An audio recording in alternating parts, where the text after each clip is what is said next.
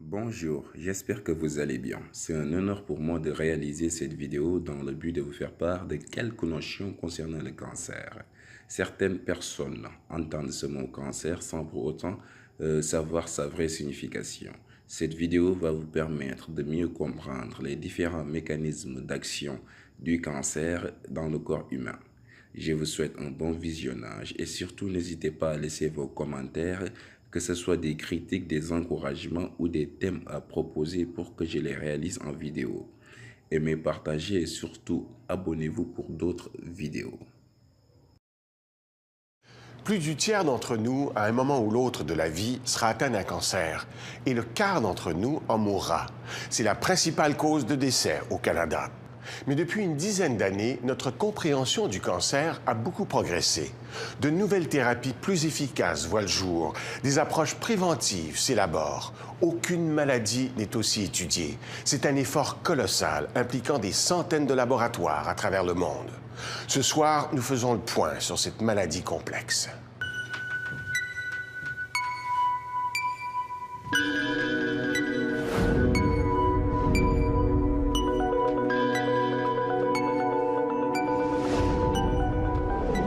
Depuis, je dirais, une dizaine d'années qu'on a commencé à cumuler des données en oncologie qui montrent que le cancer, comme les maladies cardiovasculaires, est une maladie chronique associée au mode de vie.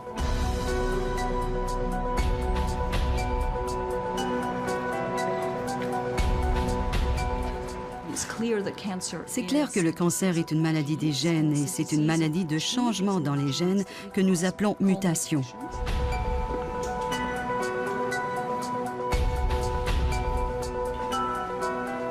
Pour des gens comme moi, il n'y a aucun doute que la thérapie ciblée est la voie de l'avenir.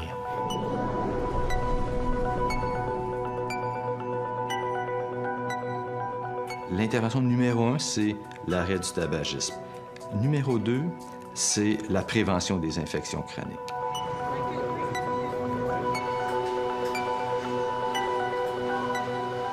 On fume, 30 des cancers. On mange mal, puis on est obèse, 35 des cancers. Ça, c'est 65 des cancers. Mais on a peur de la pollution, 2 on a peur des mauvaises choses et on met beaucoup d'emphase là-dessus.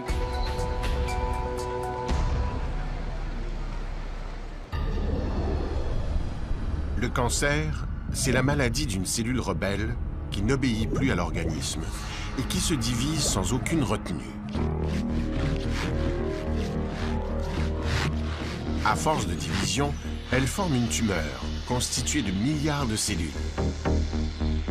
Des vaisseaux sanguins se créent pour nourrir la tumeur qui grossit au détriment des tissus sains.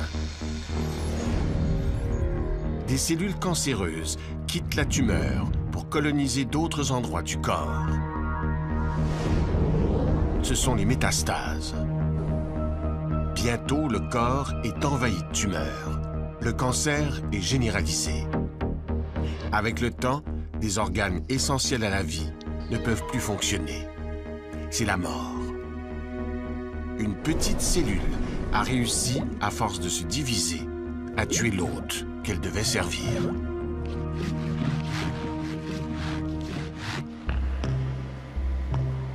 Comment une cellule saine peut-elle devenir cancéreuse? Depuis très longtemps, tout le monde s'entend. Le cancer est causé par des mutations sur les gènes. Le cancer serait donc une maladie génétique. Mais attention, c'est rarement une maladie héréditaire. En fait, à peine 10% des cancers seraient dus à une fragilité héréditaire qui prédispose à la maladie. Dans la grande majorité des cas, les mutations sur les gènes se produisent au cours de la vie.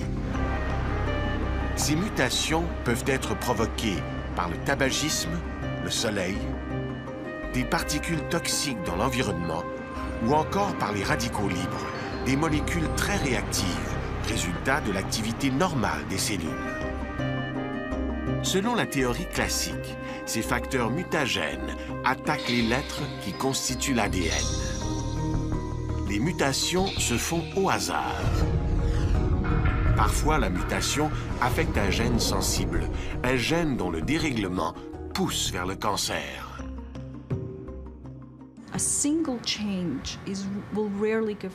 Un seul changement donne rarement naissance à un cancer. C'est alors un stade précancéreux. Donc, une cellule précancéreuse peut posséder une mutation, mais le risque d'obtenir une seconde ou une troisième mutation nécessaire pour que la cellule devienne cancéreuse est un événement très rare. C'est pourquoi cela prend plusieurs années avant de voir une évolution à partir de la première mutation. Maintenant, entre le moment où la cellule, la première mutation se produit, où le cancer apparaît chez l'humain, ça, c'est très intéressant. Pour la majorité des cancers, aujourd'hui, on estime que c'est des années et des décennies. L'accumulation des mutations se fait de façon très lente et la sélection clonale est très difficile. On se défend. Et on se défend très bien. On pense aujourd'hui que le cancer du côlon qui nous apparaît à 60 ans, ou le cancer du sein qui apparaît à 50 ans, ou le cancer de la prostate qui apparaît à 55 ans, a commencé à se développer à 15 ans, à 17 ans. Et ça a pris 20, 30, 40 ans dans certains cas pour aboutir à une tumeur déclarée cliniquement. La vision classique de la cellule, qui fait son chemin vers le cancer en accumulant au hasard les mutations sur l'ADN des gènes, a tenu la route pendant très longtemps. Mais, depuis 10 ans, une autre théorie gagne de plus en plus d'adeptes. Le cancer serait surtout le résultat des mutations et erreurs qui se produisent dans le matériel génétique lorsqu'une cellule se divise pour former 2 cellules filles. Notre corps est en division continuelle. On produit chaque jour des milliards de nouvelles cellules. Et dans les divisions multiples que les cellules font dans un corps humain, certaines accumulent des mutations. Et on estime qu'un corps humain produit environ 1 million de cellules mutées chaque jour. Et les cancers chez l'humain sont ce qu'on appelle monoclonaux. Ils dérivent d'une seule cellule.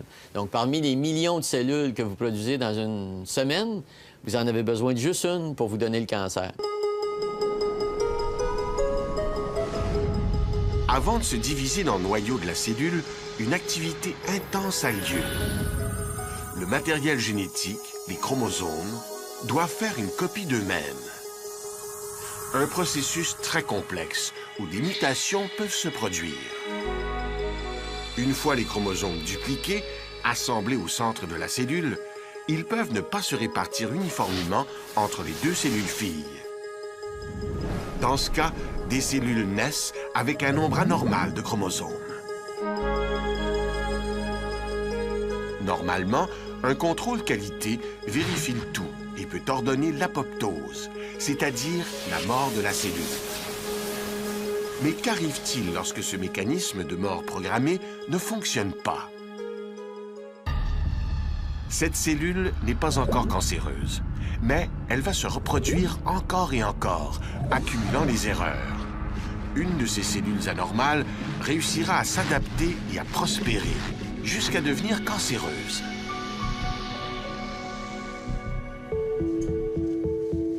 Pourquoi des chercheurs croient-ils que le cancer est une maladie de la division cellulaire? Les cancers les plus courants sont ceux des tissus qui se divisent le plus. Le sein, la peau, le sang, les intestins. Comme si plus un tissu se divise, plus le cancer risque d'y apparaître.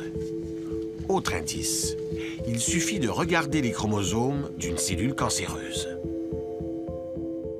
Le cancer est causé par des mutations, mais une cellule cancéreuse, c'est pas juste une mutation. Quand on regarde, quand on fait une analyse des chromosomes d'une cellule cancéreuse, ce qu'on appelle le karyotype d'une cellule, c'est une bombe qui a explosé dans le noyau de la cellule. C'est pas juste une mutation. Les chromosomes, il y a des chromosomes qui manquent, il y a des bras de chromosomes qui sont transférés à d'autres chromosomes, il y a des chromosomes qui sont en quadruple ou en 8 exemplaires de trop. C'est ce qu'on appelle l'aneuploïdie, un état, une désorganisation générale des chromosomes dans le noyau. C'est pas juste une mutation. Pour étudier les chromosomes, les chercheurs les photographient et les alignent selon un ordre prédéterminé. C'est ce qu'on appelle le karyotype. Une cellule saine possède 23 paires de chromosomes, un ordre parfait. Le karyotype d'une cellule cancéreuse présente un tout autre visage. Ici, le karyotype d'une cellule d'un cancer de l'ovaire. Chaque chromosome a sa couleur, afin de mieux étudier les nombreux changements. C'est un véritable fouillis. Plus de 70 chromosomes. Chromosome 1, 6 copies au lieu de 2. On voit sur un même chromosome plusieurs bouts de couleurs différentes. Bleu, orange, vert, mauve. C'est anormal. Ce sont des translocations, des morceaux de chromosomes qui ont déménagé sur un autre chromosome. Comment s'y retrouver? C'est le défi des chercheurs, car parmi ces milliers d'anomalies, seulement quelques-unes sont responsables du cancer de l'ovaire. Docteur Hébert, j'aurais quelques anomalies à vous montrer que j'ai trouvées chez un patient. En leucémie, les cancers du sang, les chercheurs ont déjà trouvé